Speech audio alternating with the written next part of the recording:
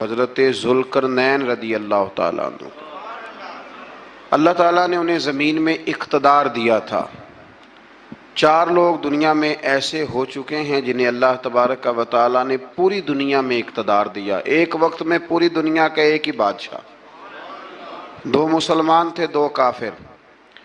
مسلمانوں میں حضرت سلیمان علیہ السلام اور جناب ذوالقرنین علیہ السلام، اور کافروں میں بخت نصر اور نمرود۔ یہ 2 لوگ ہیں جنہیں اللہ نے پوری دنیا میں اقتدار دیا، اور پھر اس کے بعد آنے والے وقت میں اللہ تعالیٰ امام مہدی کو سارا اقتدار عطا فرمائے گا، پوری دنیا کا۔ حضرت ذوالقرنین کے بارے میں 2 روایات ہیں، ایک تو یہ ہے کہ وہ نبی تھے اور ایک یہ ہے کہ نہیں وہ ولی تھے، لیکن مجھے حضرت مولا علی شیر خدا رضی اللہ تعالیٰ عنہ کا قول ملا ہے جس میں آپ نے فرمایا ہے کہ نہیں وہ نبی نہیں تھے۔ تو اس لیے میرا نظریہ یہی ہے کہ وہ اللہ کے ایک نیک بندے تھے، اللہ نے انہیں پوری زمین میں اقتدار دیا۔ وہ ایک مہم پہ نکلے، ان کا ارادہ بنا کہ میں ذرا دنیا کا چکر لگاؤں، تو انہوں نے سفر شروع کیا کہ میں دیکھوں ذرا سورج غروب کہاں ہوتا ہے۔ تو فرماتے میں پہنچا، بڑا گیا، لیکن میں اس مقام تک پہنچ گیا جہاں سورج غروب ہوتا ہے، تو پھر میں نے دیکھا کہ ایک سیاہ کنواں ہے جس کے اندر جا کے وہ چھپ گیا ہے، لیکن رب کریم کی اس حقیقت تک میں پہنچ سکا نہیں۔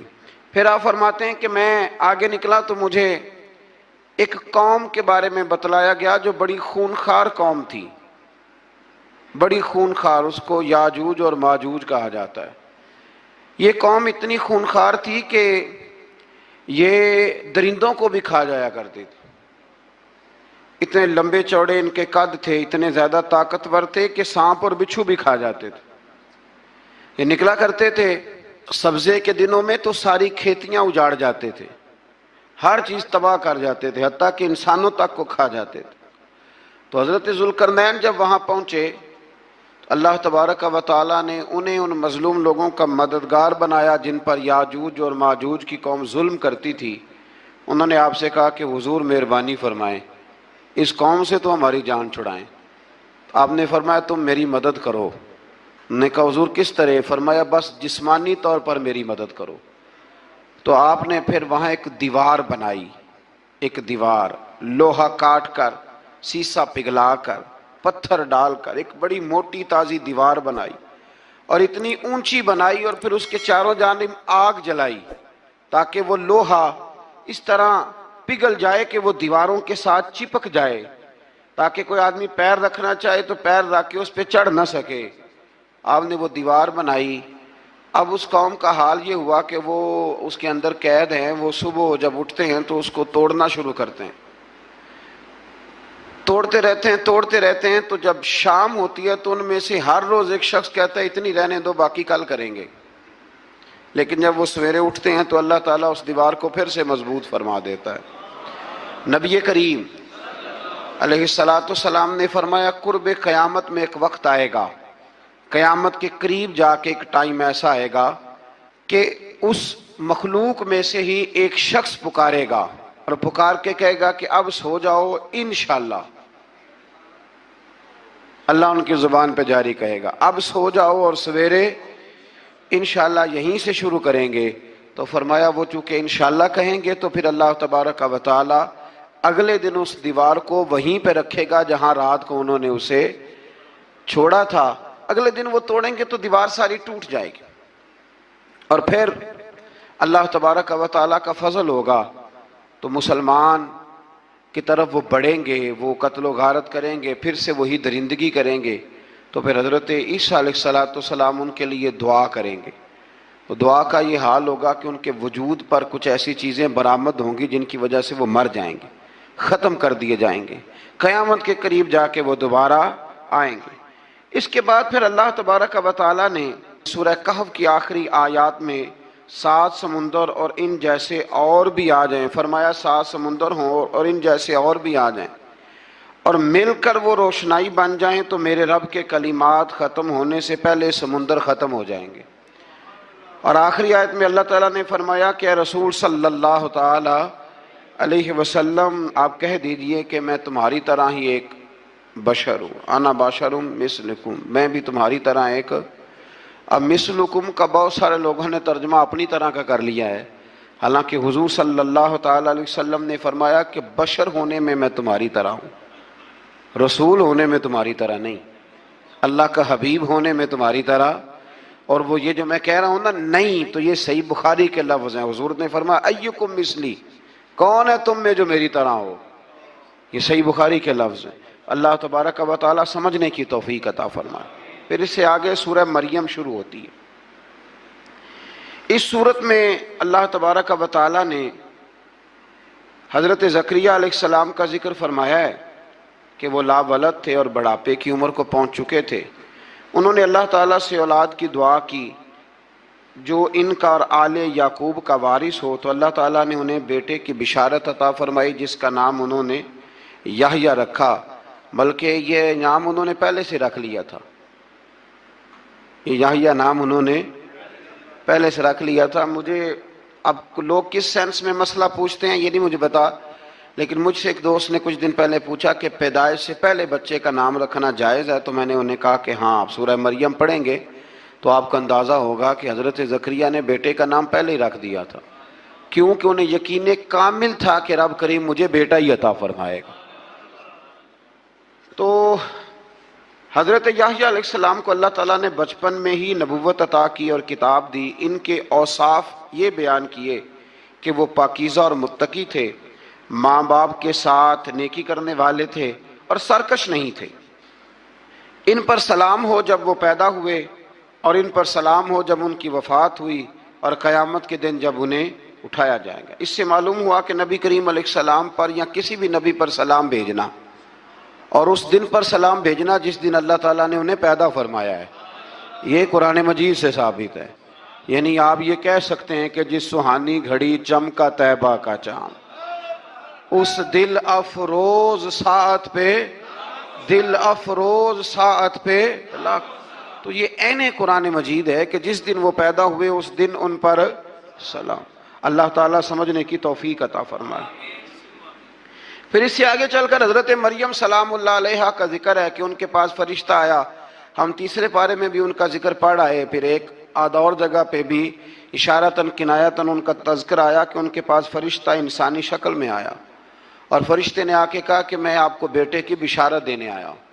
कहने लगी मेरे पास कैसे बेटा आएगा, मुझे तो किसी मर्द ने छुआ ही नहीं। तो फरमाया रब ऐसे ही करता है जब वो किसी काम का इरादा फरमा लेता है। तो हज़रत मरियम के यहाँ अल्लाह तबारक व तआला ने हज़रत ईसा अलैहिस्सलाम की विलादत फरमाई। हज़रत ईसा बग़ैर बाप के पैदा हुए और हज़रत आदम अलैहिस्सलाम गैर माँ बाप के पैदा हुए। तो ये अल्लाह की कुदरत की निशानी है।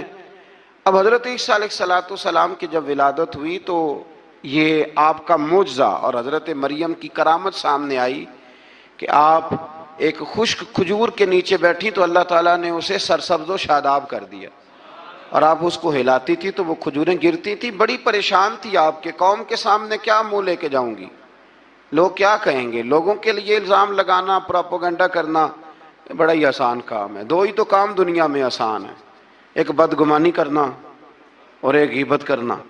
और इतना मज़ेदार काम है कि आप सारी दिहाड़ी कराएं, कोई बंदा थकने को तैयार, माज़ल्ला सुम्मा माज़ल्ला सारा दिन। और अगर आप कहें कि अल्लाह का जिक्र करो, तस्बीह ले लो, सिर्फ 500 दफ़ा दुरूद शरीफ पढ़ लो, तो फिर क्या बनेगा, काम याद आ जाएगा। बहुत सारे लोगों निकल लेंगे।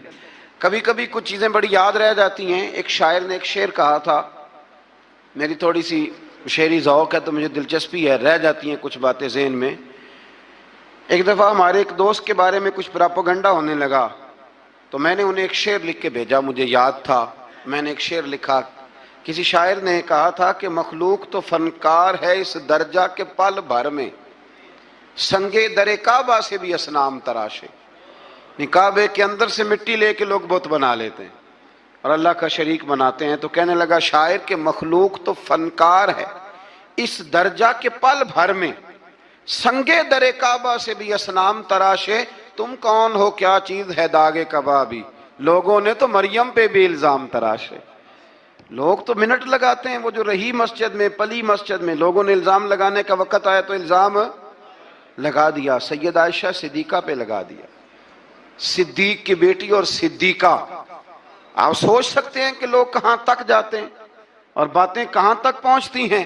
تو یہ میرے رب کریم کا فضل اور کرم ہے کہ جناب مریم کی برات کا اعلان بھی قرآن نے کیا اور حضرت عائشہ صدیقہ کی برات کا اعلان بھی قرآن پاک نے فرمایا. یہ بھی قرآن مجید نے فرمایا ہے.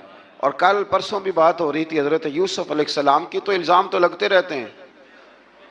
تو میں نے اس دن بھی سوال کیا تھا, پھر دہراتا ہوں کہ غلطی کیا تھی حضرت یوسف کی. کبھی کنواں اندھیرا, کبھی بھائیوں کے تھپڑ, کبھی مصر کا بازار. اور ذرا سوچو تو صحیح, جب بولیاں لگتی ہیں انسان کی تو کیا حال ہوتا ہے. اور پھر ذرا یہ بھی تو دیکھو نا کہ جب زلیخا نے الزام لگایا تو پھر کیا حال ہے. اور پھر 12 سال کی جیل پر رب فرماتے ہیں شانیں میں نے یوسف کو ہی عطا فرمائی ہیں. تو حضرت مریم سلام اللہ علیہا جب وہ بیٹا لے کے گئی ان کے پاس تو انہوں نے کہا یہ کہاں سے آ گیا. تو آپ فرمانے لگی میں نے تو چپ کر روزہ رکھا ہوا ہے, اسی سے پوچھ لو یہ کہاں سے آیا ہے, یہی بتائے گا. پنگوڑے میں تھے حضرت عیسیٰ علیہ السلام, پنگوڑے میں. تو قرآن مجید کہتا ہے کہنے لگے قال انی عبد اللہ. حضرت عیسیٰ بولے اور بول کے کہنے لگے میں اللہ کا بندہ ہوں. اور آتانی الکتاب, خالی نہیں آیا, کتاب ساتھ لے کے آیا ہوں. وجعلنی نبیا, اور اس نے مجھے نبی بنا کے بھیجا ہے. تو حضرت عیسیٰ علیہ السلام پنگوڑے میں ہیں تو کلام فرما رہے ہیں, اپنے نبی ہونے کا اعلان فرما رہے ہیں. اب اس بندے کے قریب جا کے اس سے سوال کرنے کو دل نہیں کرتا جو نبی پاک کے بارے میں کہتا ہے 40 سال کے بعد نبی بنے. یہاں پنگوڑے میں حضرت عیسیٰ کلام کریں, پنگوڑے میں, اور وہ پنگوڑے میں کہے میں نبی ہوں. اور تو اپنے رسول کے بارے میں یہ کہے کہ بکریاں چرا رہے تھے تو معاذ اللہ انہیں پتہ ہی نہیں تھا کہ میں نبی بن جاؤں گا. ایسی کوئی بات نہیں. اعلیٰ حضرت فرماتے ہیں اللہ اللہ وہ بچپنے کی پھبن, یعنی بچپن میں بھی رنگ ڈھنگ نرالے تھے میرے رسول کے. اللہ اللہ وہ بچپنے کی پھبن, اس خدا بھاتی صورت پہ لاکھوں سلام, اس خدا بھاتی صورت پہ. اور مرحوم اعظم چشتی نے بھی ایک جملہ بڑا خوبصورت کہا, اس نے کہا تیری حیات پاک کا ہر لمحہ پیغمبر لگے, تیری حیات پاک کا ہر لمحہ پیغمبر لگے.